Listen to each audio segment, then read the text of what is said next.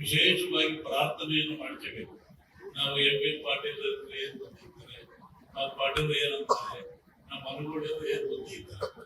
ಆಗ ನೀವು ಜಪವನ್ನು ಮಾಡೋದ್ರಿಂದ ನೇರವಾಗಿ ಪರಮಾತ್ಮನ್ನೇ ಕರೆದಂಗ ನೀವು, ಅದರಿಂದ ಪರಮಾತ್ಮ ನಿಮ್ ಕಡೆ ನೋಡ್ತಾನೆ, ನೀವು ಬೇಡಿದ್ದನ್ನು ಕೊಡ್ತಾನೆ.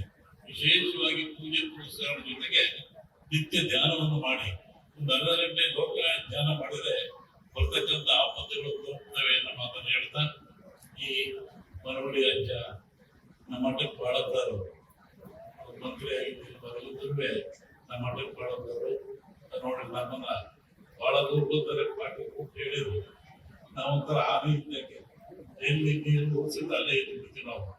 ನಮಗೆ ಅಂಕುಶ ಹೊಸೆ ಹೇಳ್ತಿ ಒಂದು ವಾರದಿಂದ ಪೂರ್ಣ ಬಜ್ಜಾರೆ ಹೊರಟ್ರೆ ಅಜ್ಜಾರೆ ಹೊರಟ್ರೆ ನಿನ್ನೆ ಬುದ್ಧರಿಗೆ ಫೋನ್ ಗೊತ್ತಿ ನಮ್ಮ ಆನೆ ಕುಕ್ಕಿ ಕುಕ್ಕಿ ನಮ್ಮೊಂದಿಗೆ ಕರ್ಕೊಂಡ್ಬಂದ್ರು. ನಾವು ಮನುಳಿಗೂ ಮಠಕ್ಕೆ ಬರ್ತಾ ಇರ್ತಾರೆ, ಅವರಿಗೆಲ್ಲ ಹೇಳಿದಿಲ್ಲ. ಹೀಗಾಗಿ ಫ್ಯಾಮಿಲಿಗೂ ಮಠಕ್ಕೂ ಬಹಳ ಸಂಬಂಧ, ಬಹಳ ಜನ ಪರಿಚಯ ಆ ದೃಷ್ಟಿಯಿಂದ ಅವ್ರ ಭಕ್ತಿ ಬರ್ತಾ ಇತ್ತು. ವಿಶೇಷವಾಗಿ ನಮ್ಮ ಪಾಟೀಲ್ ನಾಡು ಕಂಡದಂತ ಒಂದು ಒಳ್ಳೆ ವ್ಯಕ್ತಿತ್ವ ಇರ್ತಕ್ಕಂಥ ವ್ಯಕ್ತಿ.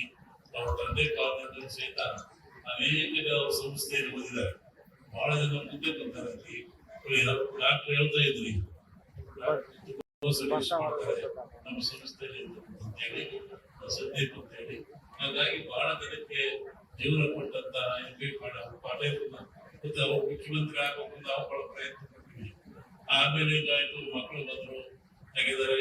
ಆ ದುಡ್ಡಿಯಿಂದ ಮುಂದೆ ಒಂದಿನ ಒಂದು ಚಿಂತೆ ಮೊನ್ನೆ ಸಿದ್ದರಾಮಯ್ಯನವರ ಮಾತಾಡ್ತಾ ಇದ್ದಾಗ ಒಂದು ಪ್ರಶ್ನೆ ಬರ್ತದೆ, ಉತ್ತರ ಕರ್ನಾಟಕದಲ್ಲಿ ಯಾರು ಮಾಡ್ಲೇಬೇಕು, ನೀವು ಅವ್ರನ್ನ ಬಾದಾಮಿ ಕಳಿಸ್ತಾರೆ, ನಾವೇ ಎಲ್ಲ ಹೇಳಿ ಹೋದ್ರಿಗೆ ಅಂತ ಬಂದ್ರು. ಮೊನ್ನೆ ನೀವು ಉತ್ತರ ಕನ್ನಡ ಮಾಡ್ಲೇಬೇಕಲ್ರಿ, ಅದರಲ್ಲೂ ಈ ಸಮಾಜಕ್ಕೆ ಮಾಡ್ಬೇಕು ನೀವು ಅಂತ ಹೇಳಿದಾಗ ಇವ್ರ ಹೆಸರು ಪ್ರಸ್ತಾಪ ಆಯ್ತು. ಬಹುಶಃ ಇವಾಗ ಇರ್ಬೋದು ಕಾಣುತ್ತೆ. ನೀವು ಡೆಲ್ಲಿ ಒಳಗೂ ಮಾತಾಡ್ತಿದ್ದೆ, ನೀವು ಕಾಂಟ್ಯಾಕ್ಟ್ ಇದೆ. ಹಾಗಾಗಿ ಅವನು ಆಗಲಿ ಒಳ್ಳೆ ಕೆಲಸ ಮಾಡಿದ್ದಾರೆ. ನಮ್ಮ BR ಪಾಟೀಲ್ ನೇರ ಮಾತಾಡೋದಂತ ಮನುಷ್ಯ, ಇದನ್ನ ಹೇಳ್ಬಿಡೋರು. ಹೀಗಾಗಿ ಅವರೊಂದು ಬಿಡೋಕ್ಕಿಂತ ಅಂತ ಒಂದು ವ್ಯಕ್ತಿತ್ವ ಹೊಂದಿರ್ತ ಮನುಷ್ಯ ಇರ್ಬೇಕು, ಅಂತ ವ್ಯಕ್ತಿ ಸಮಾಜದಲ್ಲಿ ಇರ್ಬೇಕು. ಒಂದು ಸ್ಟೇಟ್ಮೆಂಟ್ ನನಗೆ ಇಡಿಸ್ತಾ ಹೇಳಿದ್ರು, ನಾನು ರಾಜೀನಾಮೆ ಕೊಟ್ಬಿಡ್ತೀನಿ, MLA ಗೆಲ್ಲೋದ್ರ ಬೇಡ, ನನಗೆ ಇಚ್ಛೆಬೇಕು. ನಾವು ಎಂ ಪಾಟೀಲ್ ಏನ್ ಬಂದಿರ್ತಾರೆ, ಆ ಪಾಟೀಲ್ ಏನಂತಾರೆ, ನಮ್ಮ ಮನುಗಳು ಏನ್ ಬಂದಿರ್ತಾರೆ. ಆಗ ನೀವು ಜಪವನ್ನು ಮಾಡೋದ್ರಿಂದ ನೇರವಾಗಿ ಪರಮಾತ್ಮನ್ನೇ ಕರೆದಂಗ ನೀವು, ಅದರಿಂದ ಪರಮಾತ್ಮ ನಿಮ್ ಕಡೆ ನೋಡ್ತಾನೆ, ನೀವು ಬೇಡಿದ್ದನ್ನು ಕೊಡ್ತಾನೆ. ವಿಶೇಷವಾಗಿ ಪೂಜೆ ಪುರಸ್ಕಾರ ಜೊತೆಗೆ ನಿತ್ಯ ಧ್ಯಾನವನ್ನು ಮಾಡಿ ಒಂದು ಅರ್ಧ ಗಂಟೆ ಲೋಕ ಧ್ಯಾನ ಮಾಡಿದ್ರೆ ಬರ್ತಕ್ಕಂಥ ಆಪತ್ತುಗಳು ಹೋಗ್ತವೆ ಅನ್ನೋ ಮಾತನ್ನು ಹೇಳ್ತಾ, ಈ ಮರವಳ್ಳಿ ಅಜ್ಜ ನಮ್ಮ ಮಠಕ್ಕೆ ಬಾಳದ್ದಾರು ಮಂತ್ರಿ ಆಗಿದ್ದು ಬರಲಿದ್ರೂ ನಮ್ಮ ಮಠಕ್ಕೆ ಬಾಳದ್ದಾರು ನೋಡಿ ನಮ್ಮನ್ನ ಬಹಳ ದೂರ ಬರ್ತಾರೆ. ಪಾಟಿ ಕೂತು ಹೇಳಿದ್ರು, ನಾವೊಂಥರ ಆನೆ ಇದ್ದಕ್ಕೆ ಎಲ್ಲಿ ನೀರು ಹೋಗ್ಸಿದ್ದು ಅಲ್ಲೇ ಇಟ್ಬಿಡ್ತೀವಿ ನಾವು. ನಮಗೆ ಅಂಕುಶ ಹೊಸೆ ಹೇಳ್ತಿ ಒಂದು ವಾರದಿಂದ ಪೂರ್ಣ ಬಜ್ಜಾರೆ ಹೊರಟ್ರೆ ಅಜ್ಜಾರೆ ಹೊರಟ್ರೆ ನಿನ್ನೆ ಬುದ್ಧರಿಗೆ ಫೋನ್ ಗೊತ್ತಿ ನಮ್ಮ ಆನೆ ಕುಕ್ಕಿ ಕುಕ್ಕಿ ನಮ್ಮೊಂದಿಗೆ ಕರ್ಕೊಂಡ್ಬಂದ್ರು. ನಾವು ಮನುಳಿಗೂ ಮಠಕ್ಕೆ ಬರ್ತಾ ಇರ್ತಾರೆ, ಅವರಿಗೆಲ್ಲ ಹೇಳಿದಿಲ್ಲ. ಹೀಗಾಗಿ ಫ್ಯಾಮಿಲಿಗೂ ಮಠಕ್ಕೂ ಬಹಳ ಸಂಬಂಧ, ಬಹಳ ಜನ ಪರಿಚಯ ಆ ದೃಷ್ಟಿಯಿಂದ ಅವ್ರ ಭಕ್ತಿ ಬರ್ತಾ ಇತ್ತು. ವಿಶೇಷವಾಗಿ ನಮ್ಮ ಪಾಟೀಲ್ ನಾಡು ಕಂಡದಂತ ಒಂದು ಒಳ್ಳೆ ವ್ಯಕ್ತಿತ್ವ ಇರ್ತಕ್ಕಂಥ ವ್ಯಕ್ತಿ. ಅವ್ರ ತಂದೆ ಕಾಲದಿಂದ ಸಹಿತ ಅನೇಕ ಅವ್ರ ಸಂಸ್ಥೆಯಲ್ಲಿ ಬಂದಿದ್ದಾರೆ. ಬಹಳ ಜನ ಮುಂದೆ ಬಂದಾರೆ. ಡಾಕ್ಟರ್ ಹೇಳ್ತಾ ಇದ್ರಿ ನಮ್ಮ ಸಂಸ್ಥೆಯಲ್ಲಿ ಅಂತೇಳಿ ಸಂದೀಪ್ ಅಂತ ಹೇಳಿ.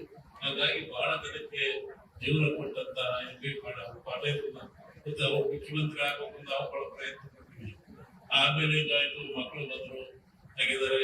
ಆ ದುಡ್ಡಿಯಿಂದ ಮುಂದೆ ಒಂದಿನ ಒಂದು ಚಿಂತೆ ಮೊನ್ನೆ ಸಿದ್ದರಾಮಯ್ಯನವರ ಮಾತಾಡ್ತಾ ಇದ್ದಾಗ ಒಂದು ಪ್ರಶ್ನೆ ಬರ್ತದೆ, ಉತ್ತರ ಕರ್ನಾಟಕದಲ್ಲಿ ಯಾರು ಮಾಡ್ಲೇಬೇಕು, ನೀವು ಅವ್ರನ್ನ ಬಾದಾಮಿ ಕಳಿಸ್ತಾರೆ, ನಾವೇ ಎಲ್ಲ ಹೇಳಿ ಹೋದ್ರಿಗೆ ಅಂತ ಬಂದ್ರು. ಮೊನ್ನೆ ನೀವು ಉತ್ತರ ಕನ್ನಡ ಮಾಡ್ಲೇಬೇಕಲ್ರಿ, ಅದರಲ್ಲೂ ಈ ಸಮಾಜಕ್ಕೆ ಮಾಡ್ಬೇಕು ನೀವು ಅಂತ ಹೇಳಿದಾಗ ಇವ್ರ ಹೆಸರು ಪ್ರಸ್ತಾಪ ಆಯ್ತು. ಬಹುಶಃ ಇವಾಗ ಇರ್ಬೋದು ಕಾಣುತ್ತೆ. ನೀವು ಡೆಲ್ಲಿ ಒಳಗೂ ಮಾತಾಡ್ತಿದ್ದೆ, ನೀವು ಕಾಂಟ್ಯಾಕ್ಟ್ ಇದೆ. ಹಾಗಾಗಿ ಅವರು ಆಗ್ಲಿ ಒಳ್ಳೆ ಕೆಲಸ ಮಾಡಿದ್ದಾರೆ.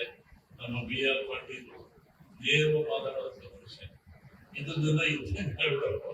ಹೀಗಾಗಿ ಅವರೊಂದು ಬಿಡೋಕ್ಕಿಂತ ಅಂತ ಒಂದು ವ್ಯಕ್ತಿತ್ವ ಹೊಂದಿರ್ತ ಮನುಷ್ಯ ಇರ್ಬೇಕು, ಅಂತ ವ್ಯಕ್ತಿ ಸಮಾಜದಲ್ಲಿ ಇರ್ಬೇಕು. ಸ್ಟೇಟ್ಮೆಂಟ್ ನನಗೆ ಇಳಿಸ್ತಾವ ಹೇಳಿದ್ರು, ನಾನು ರಾಜೀನಾಮೆ ಕೊಟ್ಬಿಡ್ತೀನಿ, MLA ಬೇಡ ನನಗೆ.